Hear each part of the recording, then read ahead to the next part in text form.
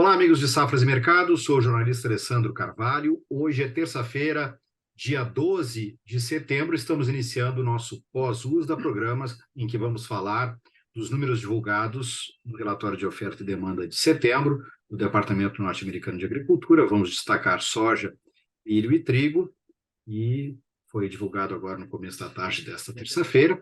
Estou com meus colegas consultores de Safras e Mercado, a quem já cumprimento, Luiz Fernando Gutierrez Roque. Tudo bem, Luiz?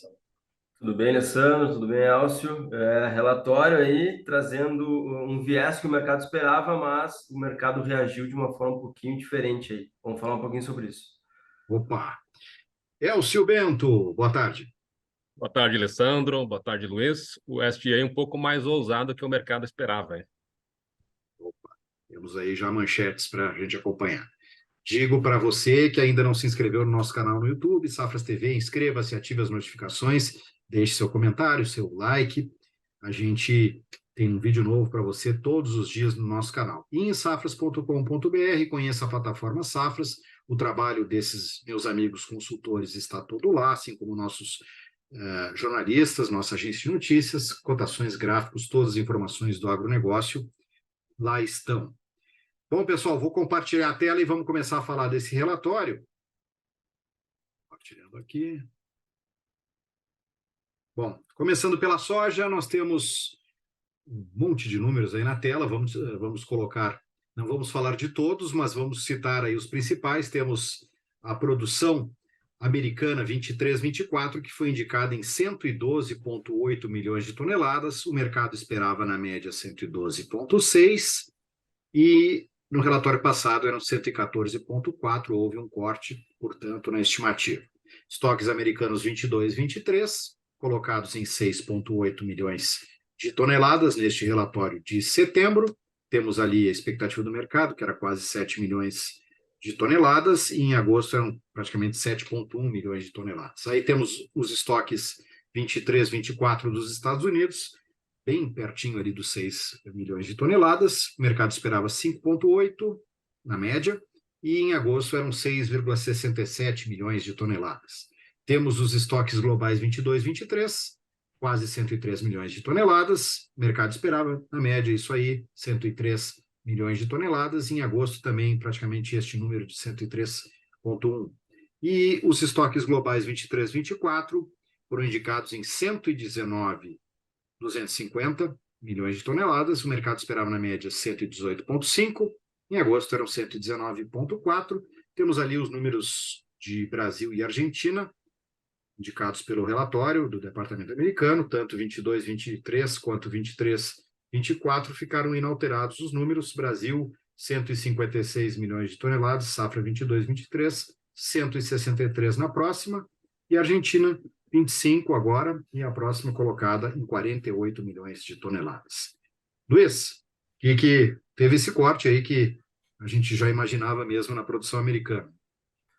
Pois é, Alessandro, o que importa de fato aí é produção e estoques aí 23-24, tá? Então, como eu falei no início, né, o USDA confirmou o viés que o mercado estava esperando. O mercado esperava por cortes, os cortes vieram. A única questão é que os cortes não foram tão grandes quanto o mercado estava esperando. Na verdade, não foram tão diferentes, tá? Se a gente for ver aí, se a gente olhar para a produção americana, o USDA trouxe 112,8, o mercado esperava 112,6. Não é muita diferença, né? A mesma coisa no caso dos estoques, 23-24, o mercado esperava 5,8, o USDA trouxe 6. Então, assim, é uma diferença muito pequena, 200 mil toneladas. Mas o que o mercado quer demonstrar com isso, porque o mercado está caindo, né, pós-USDA, é que a safra americana não vai ter muito mais impacto sobre Chicago. E o porquê disso é um fator que a gente vem comentando há um tempo já, né? Pelo menos aqui para os nossos clientes. A tendência a partir aí de outubro é o mercado olhar para a safra sul-americana. E a grande questão é que a tendência para a safra sul-americana é uma tendência positiva, de uma recuperação da produção na Argentina. A gente pode ver ali o último número, a produção argentina 48, lembrando, né, que a produção argentina nesse ano, 2023, teve uma quebra histórica de mais de 50%. A Argentina colheu 22 milhões de toneladas. Então, assim, vamos fazer as contas. Colocando mais 25, 26 milhões de toneladas da Argentina no mercado ano que vem, com uma safra brasileira de 163. Pode ser que seja menor, pode ser que tenha alguns problemas por causa do El Niño, que o norte e o nordeste não colham tão bem, que uma parte do Mato Grosso até não colha bem, parte de Goiás não colha bem. Digamos que a safra brasileira não seja 163, seja 156, igual a desse ano. E essa safra americana de 112, somando as três, a gente vai ter mais soja disponível no mercado do que em 2023. E é isso que pesa no mercado. É por isso que a gente imaginava, inclusive a gente comentou no vídeo pré-USDA, né, que se viesse esse corte, talvez o mercado teria um fôlego de curto prazo. O corte veio, o fôlego não veio, faz parte, o mercado está demonstrando que não tem muito mais que precificar positivamente na safra americana. E agora o mercado começa a olhar para o outro fundamento, que é o mais importante a partir de outubro, que é a safra sul-americana, que é a ponta para baixo. Esse é o fato. Né? Não quer dizer que o mercado não possa, daqui para frente, ter alguns momentos positivos, mas os 14 dólares de Chicago, eu acho que ficou demonstrado aí que é uma resistência muito forte e os patamares atuais são patamares que já precificam a safra americana com problemas, seja 112, seja 113, seja 111, não vai mudar muita coisa mais, tá? Então, é isso. Então, a gente imaginava que podia ter algum fôlegozinho de curto prazo, né? Os cortes vieram, como todo mundo estava esperando, vieram um pouquinho aquém do esperado, mas eles vieram. E o mercado é soberano, demonstrando que a safra americana já está, de certa forma, precificada, a não ser que venha mais algum corte maior aí daqui para frente. O mercado não deve encontrar mais suporte. Lembrando, né, que a gente também comentou, né, Alessandro, que esse fôlego poderia ser de curto prazo também, porque a colheita está quase começando, e a colheita, naturalmente, pesa no mercado. Né? Aí, daqui a uma 2 semanas, a gente deve começar a ter os primeiros números de colheita de soja nos Estados Unidos, e isso acaba pesando, acaba segurando o mercado. Então, assim, um uso, de certa forma, sem surpresas, surpreende um pouco a movimentação do mercado, mas, de alguma forma, o mercado está demonstrando que essa safra americana problemática já está precificada. Esses estoques aí abaixo de 6 milhões, que eu inclusive comentei que são os menores estoques desde 2015 e 2016, já estão precificados. O que está pesando já nesse momento, ou começa a pesar, é essa possibilidade da recuperação da produção na América do Sul, principalmente com a Argentina, que deve colocar mais soja no mercado. Então é isso. Então é um USDA que não surpreendeu muito. Vamos ver o que os próximos relatórios vão trazer. A gente lembra, né, que tem toda a colheita para acontecer ainda. Pode ser que os números de produção e estoques ainda mudem, mas eu acho que as grandes mudanças já ocorreram. Daqui para frente vão ser só ajustes finos. Então a gente já tem que começar a olhar para a próxima safra sul-americana, que vai começar a ser plantada daqui a pouquinho. Excelente. Todas as informações, safras.com.br. Vamos mudar aqui o milho. Temos aí, então. O milho, temos para setembro, em setembro agora a indicação da produção americana, diferente da soja. No milho houve um alinhamento aí para cima na produção, 384,4 milhões de toneladas. Em agosto eram 383,8. Mercado, na média, esperava 380,8 milhões de toneladas. Estoques americanos 22, 23, colocados em praticamente 36,9 milhões de toneladas. O mercado esperava mais na linha ali dos 37,1, enquanto em agosto eram 37. Os estoques americanos 23, 24, elevados para 56,4, o mercado esperava na média 54, e em agosto eram 55,9. Ali vamos para os números globais, 22, 23, estoques de milho, 299,5 milhões de toneladas, arredondando, o mercado esperava na média 294,9, em agosto eram 297,9. Os estoques globais 23, 24, 303, quase 314 milhões de toneladas. O mercado, na média, trabalhava com 310,3 de expectativa, e eram, em agosto, 311 milhões de toneladas. Ali temos um ajustezinho na produção brasileira 22, 23, subindo de 135 para 137. Depois, a Argentina mantido o número 22, 23 em 34 milhões de toneladas, e os números do Brasil e da Argentina para a próxima safra 23, 24, mantidos respectivamente em 129 e 54 milhões de toneladas. Luiz, como tu sempre falas aí, esses números do milho são números que é uma quantidade exorbitante, né, de produção, então às vezes as mudancinhas aí parecem alguma coisa mais importante, mas não são tantos. Mas pelo que eu olhei aqui, tudo elevando, né? Elevou a produção, os estoques aí também subindo os estoques globais, né? Principalmente americanos, não, quer dizer, os estoques americanos 23, 24 subiram também. Então, teve algumas mudancinhas aí no milho. Pois é, diferente da soja, Alessandro, no caso do milho, o viés não foi confirmado, tá? Foi o contrário, né? O mercado esperava por cortes, então no caso do milho surpreende o que o USDA nos trouxe. Inclusive o milho teve um movimento mais acentuado de queda, né? Porque o mercado esperava por um corte, né? Cortes de produção e de estoques e vieram aumentos, né? Elevação aí na projeção de produção americana, de estoque. É aquilo, assim, como a gente fala, né? No caso do milho, a gente já está com números mais consolidados, a colheita está começando, e os números não mudaram tanto, né? Se a gente for ver com relação a agosto, a gente tem poucas diferenças, né? Ainda mais nesse universo aí de volume do milho, que é muito maior. Então, na verdade, não muda praticamente nada, embora, claro, né? Como não veio o corte, é um relatório baixista, né? Veio uma elevação de uma safra que já era grande. Então, é um relatório mais baixista ainda num cenário que já era baixista, como a gente vinha falando, né? No milho, dificilmente a gente ia ter algum fator positivo aí no curto, médio prazo, porque a safra americana é muito grande, está entrando no mercado e tende a pressionar, tende a pressionar os preços. Então, é isso, aquilo que a gente vem falando, de alguma forma, do cenário ser negativo, os números do USDA surpreendem um pouquinho, mas confirmam esse viés negativo, né? Aquele fôlego de curto prazo também que poderia acontecer, não aconteceu, mas com razão, digamos assim, porque os números eles são mais baixistas mesmo. Então, assim, é um relatório baixista para o milho, mais bem definido como baixista, né, com aumento de produção, aumento de estoque, não só americano como global. Né? Chama atenção ali o número do brasileiro, que subiu um pouquinho, né? É interessante porque está se aproximando mais do número de safras em mercado, a gente já está trabalhando com quase 140, 139,8, se não me engano. Mas é um viés negativo também, porque né, uma alta de produção brasileira e uma grande produção brasileira, que parece quase uma produção de soja, né, 137 milhões aí, é um volume recorde no Brasil. Então, assim, todos os números apontam para baixo, né? Tirando aí algum ajuste de estoque americano, algum ajuste de número americano de demanda ou não, no geral os números apontam para baixo. Então, é um relatório bem baixista no milho, que surpreende com relação ao viés que o relatório trouxe, mas não surpreende com relação à confirmação dessa tendência baixista para o milho nas próximas semanas e meses aí que a gente tem. Beleza, Luiz, vamos mudar aqui para o trigo. Elcio, olha só, trigo produção americana 23, 24, indicada no mesmo número de agosto, 47,2 milhões de toneladas.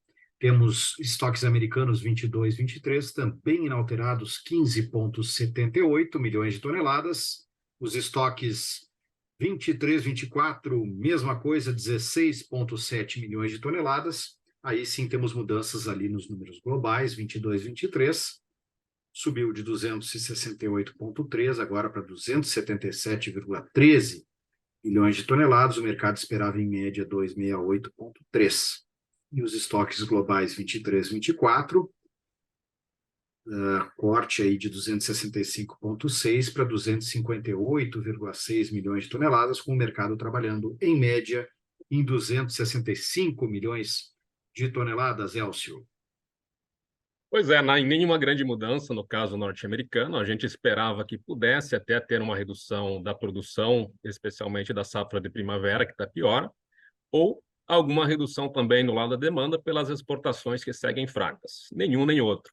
Já no mercado internacional, aí sim a gente teve algumas alterações que a gente vinha esperando, né? A gente sabia que teria que ser feito esse ajuste e alguns deles vieram.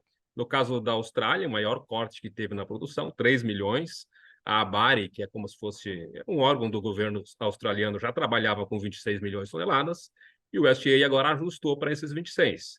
No Canadá, que também estatísticas internas apontavam para uma queda de até 3 milhões em relação aos números do USDA, teve um corte também de 1 milhão, ou melhor, de 2 milhões, também já ajustando.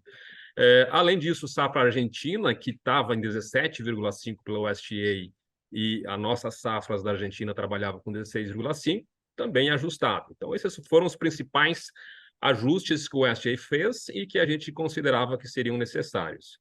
O que chama atenção? Uma elevação da safra ucraniana de 1,5 milhão de toneladas, por toda a situação que passa o país, chama um pouco a atenção essa elevação. De qualquer forma, no relatório passado já havia sido elevado em 2,5, agora 1,5. Pode ser que o USDA esteja vendo uma situação mais favorável de produção dentro da Ucrânia.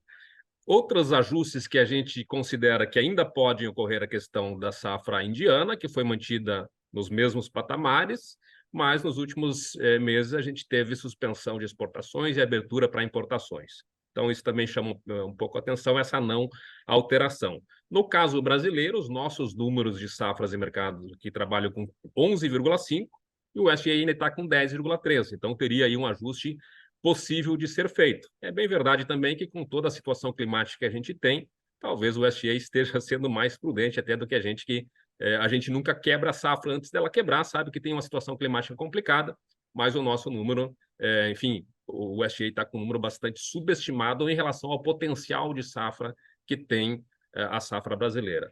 Outro número que não foi ajustado foi o número da Rússia, números internos, a Sovcom, que é uma agência interna russa, está trabalhando com um número de quase 92 milhões de toneladas, e o USDA continua com 85 milhões de toneladas. São os ajustes que ainda poderão ser feitos em relação ao USDA. E nesse relatório, muitas daquelas quedas esperadas elas foram apontadas, mas elevações que podem ocorrer ainda no caso brasileiro e russo, a gente não viu. Mas acho que um relatório bem mais alinhado com o que a gente espera, com uma safra menor do que o ano passado, na verdade, inferior ao consumo, e que dá alguma sustentação, né, para os preços. A gente já viu, preços estão bem baixos, dá uma recuperada já na sessão de hoje. Basicamente, foi isso que a gente viu no relatório deste mês de setembro. Obrigado, Elcio. Vamos para a rodadinha aquela de Bolsa de Chicago, comentando como estão os preços da soja, milho e trigo, já entrando na última hora de sessão, nesta terça-feira. Nós temos aqui soja em grão para novembro, operando a 13,50 dólares por bushel, queda de 1,4%.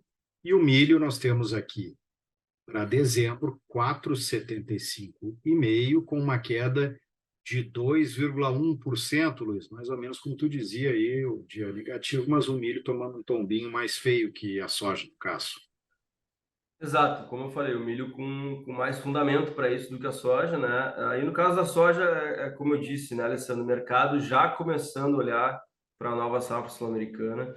É importante a gente dizer, né, que os mapas climáticos, eles nesse momento são positivos para os meses de setembro, outubro. Eles começam a trazer alguma preocupação para o Brasil a partir de novembro e dezembro, né? A partir de novembro, depois de dezembro. Que os mapas de novembro e dezembro trazem chuvas abaixo da média para o norte e nordeste, uma coisa típica de El Niño, mas também pegando uma parte do centro-oeste, uma parte importante do Mato Grosso, uma parte importante de Goiás. Então, assim, não dá para dizer que obviamente a gente vai ter problemas, né? Mas os mapas preocupam de alguma forma. Ainda é cedo para a gente falar em queda de produção, em alguma queda de produtividade média das lavouras, mas a gente já pode começar a esperar que a gente não vai colher, pelo menos nesses estados do Norte e Nordeste, e talvez no Mato Grosso e em Goiás, uma safra tão boa como a desse ano. Até porque a safra desse ano foi muito boa, né? As produtividades foram muito altas, inclusive foi recorde no Mato Grosso, foi muito alto em Goiás. Então a gente já pode começar a esperar que a gente não vai colher uma safra tão boa. Pode ser que a gente não atinja todo o nosso potencial produtivo de 163, que é hoje, né? Mas, como eu falei, se a gente tirar um pouco da produção do Norte e do Nordeste, uma parte do Mato Grosso, uma parte de Goiás, colocar a recuperação da produção do Rio Grande do Sul, a gente ainda consegue uma safra parecida com a desse ano, ou até um pouco melhor. E somando isso a uma possível safra grande na Argentina, porque os mapas apontam para um clima muito bom na Argentina nos próximos 6 meses, né? Que vai pegar todo o período de plantio e até a colheita.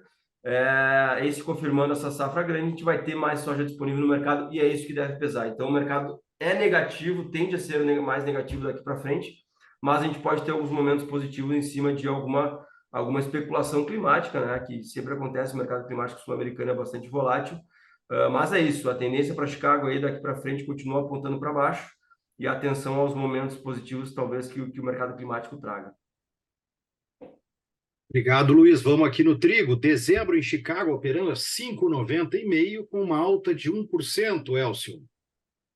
Respondendo ao relatório, né, Alessandro, esse relatório que veio com redução de estoques globais, e também respondendo a uma sequência de quedas. Os preços do trigo tinham recuado bastante, a gente estava numa sequência de quedas, havia rompido o suporte de $6 por bushel e, na verdade, segue abaixo desse suporte, mas hoje com uma sustentação que vem desse relatório. Em termos gerais, ainda segue uma situação de pressão sobre as cotações. As incertezas no Mar Negro, elas acontecem, elas seguem, na verdade, persistem, mas a gente tem saída de trigo, tanto russo quanto ucraniano, especialmente com a safra russa muito boa, que vem pressionando as cotações. Então, o cenário que ainda é de baixo, acho que dá uma respirada. É bem verdade que a gente está ainda naquela pressão de ingresso de safra. Está colhendo a safra de primavera, de inverno acabou de entrar, então é o momento ainda de ingresso de safra, mas também já demonstrando que existe algum ponto para suporte aí nesses patamares que está em torno de $5,90 por bushel. Obrigado, Elcio. Vamos aos recados finais. Primeiro recado é que nossas redes sociais estão todas na descrição do vídeo, para ficar junto com a gente, é só nos procurar por ali. E nós vem aí a 6ª edição do nosso Safras AgriWeek. Será nos dias 19, 20 e 21 de setembro, também conhecidos como terça, quarta e quinta da próxima semana. É uma semana decisiva para descobrir as tendências agropecuárias que vão aumentar a lucratividade dos seus negócios. O evento é totalmente online e gratuito e as inscrições já estão disponíveis no link da descrição do vídeo. Garanta a sua vaga. Serão mais de 10 especialistas nacionais e internacionais que vão compartilhar tendências e projeções valiosas sobre o mercado. Este é o momento de aproveitar este combo de conhecimento e aplicar em seus agronegócios. Então, é 19, 20 e 21, o link está na descrição do vídeo. Outros cursos, curso online, mercado de opções de milho e soja, dias 26 e 27 de setembro, curso presencial Trading School de milho e soja, 28 e 29 de setembro, curso online comercialização de milho e soja, dias 28 e 29 de setembro. Para tudo isso, tem ali na descrição do vídeo como você chegar, os links estão todos lá. Muito obrigado, Elcio, muito obrigado, Luiz, e até a próxima. Um abraço, até a próxima.